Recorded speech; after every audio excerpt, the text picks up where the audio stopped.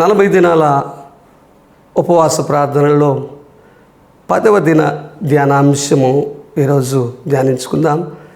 ధ్యానాంశం ఏంటి అంటే దివ్య స్థితి. మత్తయి సువార్త 22వ అధ్యాయం 23 నుంచి 33 వచనాలలో యేసుక్రీస్తు ప్రభువారిని ఒక గుంపు ప్రశ్నించింది. సద్దుకయ్యులు యేసుక్రీస్తు ప్రభు దగ్గరికి వచ్చి వారు ప్రభుని ఒక ప్రశ్న వేశారు. మీరు మత్తయి సువార్తలో ఈ 23వ అధ్యాయం వరకు కూడా చూసినట్లయితే 22వ అధ్యాయం వరకు చూస్తే సద్దుకయ్యులు, కొన్ని సందర్భాల్లో పరిసయ్యులు, కొంతమంది శిష్యులు, ఇంకొన్నిసార్లు హేరోదీయులు వీరు యేసుక్రీస్తు ప్రభు దగ్గరికి వచ్చి ప్రశ్నలు అడుగుతూ వచ్చారు. వారి సందేహాలు నివృత్తి చేసుకోవటం ప్రధాన ఉద్దేశం కాదు, కానీ యేసుక్రీస్తు ప్రభుని ఎట్లయినా ఇరకాటంలో పెట్టాలనేది ఉద్దేశం. శిష్యులైతే సందేహించి కొన్ని సందేహాలు నివృత్తి చేసుకోవటానికి అడిగారు. ఇక్కడ సద్దుకయ్యులు యేసుక్రీస్తు ప్రభుని ఇరకాటంలో పెట్టాలని ఒక ప్రశ్న అడుగుతున్నారు. సద్దుకయ్యులు అనేవారు పునరుద్ధానము లేదని నమ్ముతారు. They don't believe in resurrection. పునరుద్ధానం ఉన్నదని వారు నమ్మరు.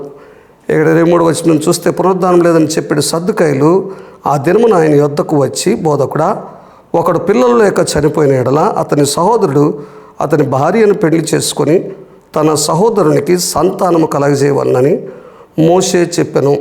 ఇక్కడ మోషే చెప్పినటువంటి మోషే ధర్మశాస్త్ర ప్రకారము ఒక వ్యక్తి చనిపోతే, ఒక పురుషుడు లేదా ఒక యజమాని చనిపోతే భార్య జీవితంలో మరిది ధర్మము జరిపించాలని ఉంది.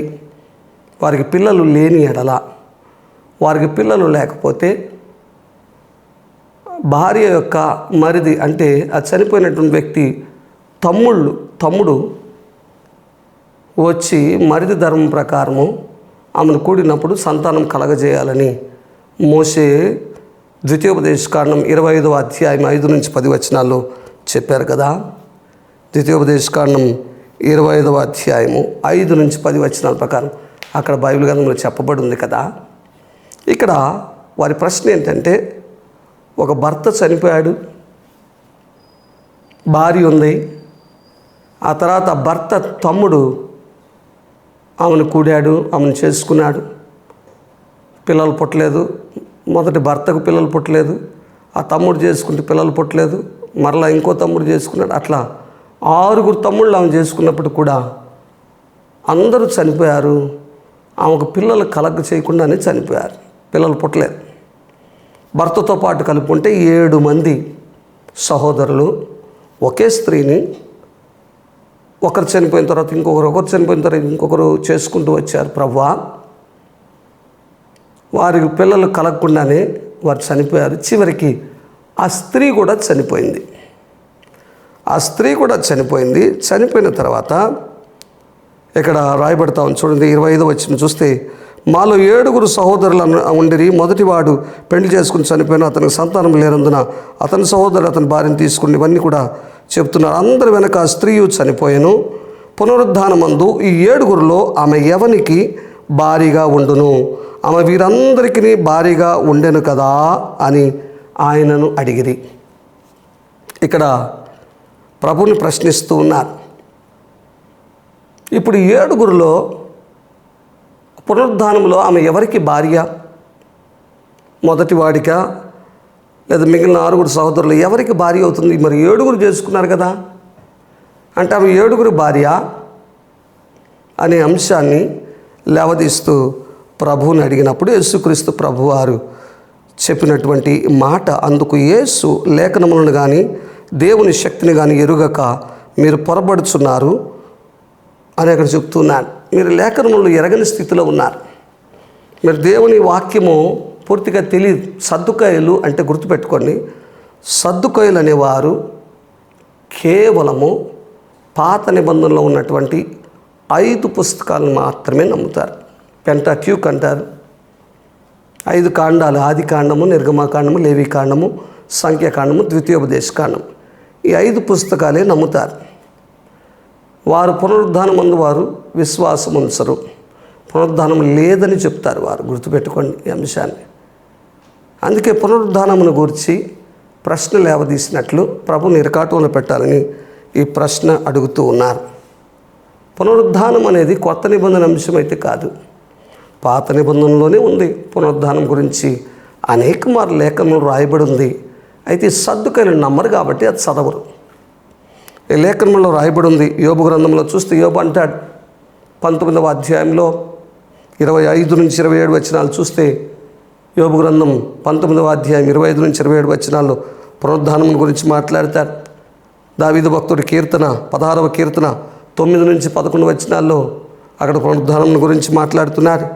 కోరహ కుమారులు రాసినటువంటి కీర్తన 49వ కీర్తన 15వ వచనంలో పునరుద్ధానం గురించి రాయబడుతూ ఉంది. యెషయా గ్రంథం 26వ అధ్యాయం 19వ వచనంలో యెషయా పునరుద్ధానం గురించి రాస్తున్నాడు. దానియేలు గ్రంథం 12వ అధ్యాయం 2వ వచనం, దానియేలు గ్రంథం 12వ అధ్యాయం 2వ వచనం 13వ వచనంలో కూడా పునరుద్ధానం గురించి రాయబడుతూ ఉంది. పరిసయ్యులు సద్దుకాయలు మనం చూస్తే, పరిసయ్యులు పాత నిబంధనలు నమ్ముతారు, కానీ కొత్త నిబంధనలు యేసుక్రీస్తు ప్రభు దేవుడు అంటే నమ్మరు. సద్దుకాయలు పాత నిబంధన అంతా నమ్మరు, కేవలం మొదటి 5 పుస్తకాలు మాత్రమే నమ్ముతారు. పరిసయ్యులు సద్దుకాయలకి సిద్ధాంత వైరం ఉన్నప్పటికీ యేసుక్రీస్తు ప్రభు విషయానికి వచ్చినప్పుడు కలిసి వారు పనిచేస్తారు. ప్రభుని ఇరకాటంలో పెట్టాలన్నా, ప్రభుని సిలువకు అప్పగించే సమయంలో కలిసి పనిచేశారు. శత్రువు మిత్రువు అవుతాడు కదా. అయితే సద్దుకాయలకు పరిసయ్యులకు వారికి ఈ సిద్ధాంతపరంగా కలహం అయితే ఉంది. అపోస్తుల కార్యముల్లో మనం చూస్తాం. అపోస్తుల కార్యముల్లో 23వ అధ్యాయంలో 6 నుంచి 8 వచనాల్లో మనం చూడగలం. అపోస్తుల కార్యములో 23వ అధ్యాయం 6 నుంచి 8 వచనాలు. వారికి వైరం ఉంది. పరిసయ్యులేమో పునరుద్ధానం ఉందని నమ్ముతారు, సద్దుకాయలు పునరుద్ధానం లేదని నమ్ముతారు. బైబిల్ ఏమని చెప్తుందంటే పునరుద్ధానం ఉంది అని చెప్తుంది. యేసుక్రీస్తు ప్రభువారు చెప్పినటువంటి సమాధానం మనం చూసినట్లయితే, పునరుద్ధానమందు ఎవరునూ పెండ్లి చేసుకొనరు, పెండ్లికి ఇయ్యబడరు, వారు పరలోకమందున దూతల వలె ఉందురు. మృతుల పునరుద్ధానమును గూర్చి నేను అబ్రహాము దేవుడను, ఇస్సాకు దేవుడను, యాకోబు దేవుడను అయ్యున్నానని దేవుడు మీతో చెప్పిన మాట మీరు చదవలేదా? ఆయన సజీవులకే దేవుడు కానీ మృతులకు దేవుడు కాడని వారితో చెప్పెను. జనులు అది విని ఆయన బోధకు ఆశ్చర్యపడిరని రాయబడతాను. ఈ పునరుద్ధానం గురించి చెప్పినప్పుడు ప్రభు చెప్తున్నారు, పునరుద్ధానం ఉంది కానీ పరలోకంలో పెండ్లికి ఇయ్యబడరు, పెళ్లి చేసుకొనరు అని స్పష్టంగా ప్రభు చెప్తున్నారు. అక్కడ పరలోకంలో మహిమ శరీరాలతో ఉన్న ఆత్మను పెళ్లికి ఇవ్వబడరు, పెళ్లి చేసుకోరు అని స్పష్టంగా యేసుక్రీస్తు ప్రభు వారు చెప్పారు. దూతల వలె ఉంటారు, దూతల వలె ఉంటారు. ఆ విశ్వాసులు ఎట్లా ఉంటారంటే దూతల వలె ఉంటారని అక్కడ యేసుక్రీస్తు ప్రభు వారు చెప్పినటువంటి మాటను మనము జ్ఞాపకం చేసుకోవాలి. ఈ పునరుద్ధానం గురించి చాలామందికి అనేకమైనటువంటి అనుమానాలు నేటికి కూడా ఉండవచ్చు. సద్దుకాయల వలె పునరుద్ధానం అనేది ఉంది. యేసుక్రీస్తు ప్రభువే పునరుద్ధానం, జీవము. యోహాను సువార్త 11వ అధ్యాయం 25-26 వచనాలు చూస్తే, పునరుద్ధానమును జీవము నేనే, నా యందు విశ్వాసం ఉంచువాడు చనిపోయినను బ్రతుకును, బ్రతికి నా యందు విశ్వాసం ఉంచువాడు ఎన్నటికీ చనిపోడని బైబిల్ సెలవిస్తూ ఉంది. 1 కొరింథీ 15వ అధ్యాయం 12 నుంచి 17 వచనాలు చూసినట్లయితే, యేసుక్రీస్తు ప్రభు పునరుద్ధానుడిగా లేవనట్లయితే మనం ఇంకా కూడా పాపములోనే ఉన్నామని బైబిల్ సెలవిస్తూ ఉంది. కాబట్టి పునరుద్ధానం అనేది ఉందని మీరు నమ్మాలి. ఇక్కడ యేసుక్రీస్తు ప్రభు వారు వాక్యముతోనే వారికి సమాధానం చెప్పారు. నిర్గమాకాండాన్ని ఎత్తు చూపుతూ నిర్గమాకాండం 3వ అధ్యాయంలో దేవాది దేవుడు మాట్లాడినటువంటి మాటలు మోషేతో, ఆ పొదలో అగ్ని ద్వారా ప్రభు మాట్లాడి మోషేతో, 3వ అధ్యాయం నిర్గమాకాండం 3వ అధ్యాయం 6 వచనం, 3వ అధ్యాయం 15-16 వచనాల ద్వారా ప్రభు సమాధానం ఇస్తున్నాడు. నేను అబ్రహాము, ఇస్సాకుల, ఈ యాకోబుల దేవుడును అయ్యున్నాను అని ప్రభు సెలవిచ్చాడు. నేను అబ్రహాము దేవుడిగా ఒకప్పుడు ఉన్నానని చెప్పలేదు.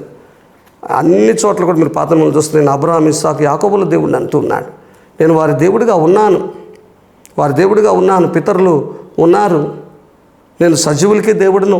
పితరులు మరలా తిరిగి లేస్తారు, పునరుద్ధానంలో వారు తిరిగి లేపబడతారు, బైబిల్ సెలవిస్తూ ఉంది. కాబట్టి ఇక్కడ ఈ సద్దుకాయలు వారు యేసుక్రీస్తు ప్రభుని ఇరికించాలి చిక్కు ప్రశ్నతో అని ప్రయత్నించారు, కానీ వారు గెలవలేకపోయారు. యేసుక్రీస్తు ప్రభువే పునరుద్ధాన జీవం. ఈ రోజున యేసుక్రీస్తు ప్రభువును విశ్వసించినట్లయితే నీకు కూడా పునరుద్ధాన జీవం, పునరుద్ధాన శక్తి లభ్యమవుతుంది. అటువంటి కృపా దేవుడు, అటువంటి దివ్య స్థితి ప్రభువు మనకందరికీ అనుగ్రహించును గాక. ఆమెన్.